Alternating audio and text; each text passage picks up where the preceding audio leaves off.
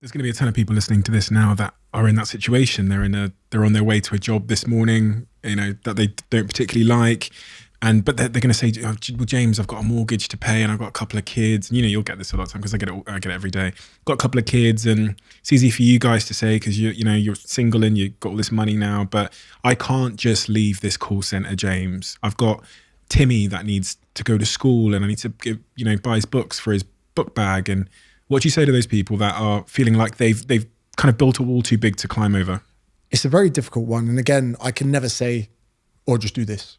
Because when I'm talking now, I'm talking to James of 22, similarly to how you would talk to yourself at 18. Mm-hmm. I can't talk to every age group listening to this podcast, so I try to talk to the one I know best. Yeah. But there's two kind of ways out. There's one where some people do need to make a risk because they may see no options now, but where are they going to be in 5 years?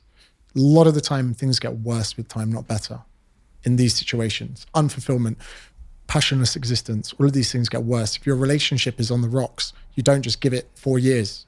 Something needs to be done. Sometimes you do need to rip the cord.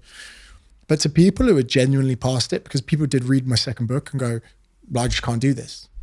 I said to them, well, okay, make sure your kids know this. Make sure if there's one valiant thing you do, is fall on the sword and say, right, for me, I will sit out the next 10 years. But those kids, every time I talk to them, every day they're at the dinner table, every step they make in life, instill that into them. My dad said to me, like my whole life, he's just always said, you're a long time dead. He always just drilled it into me my whole life. Every time I've wanted to do something, it's like, you're going to be a long time dead, son.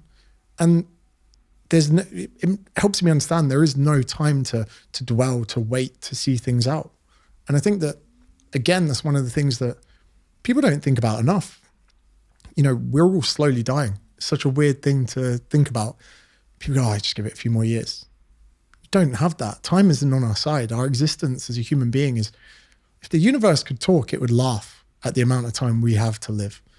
And for some people, again, what's the worst that could truly happen? You got a mortgage, cool.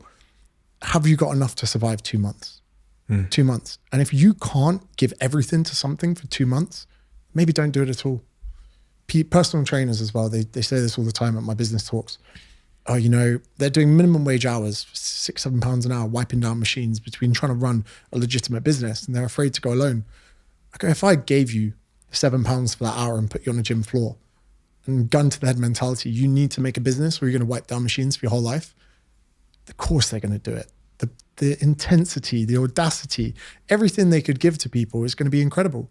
I think it's baffling that people write themselves off before they even make the decision. And in some respects, them going, I've got kids, I've got a mortgage, I appreciate all of those things, but is this a bullshit hurdle you're putting in front of making change in your life? I could be wrong. I don't know, but it could be. They need to ask themselves that. I can't ask them that.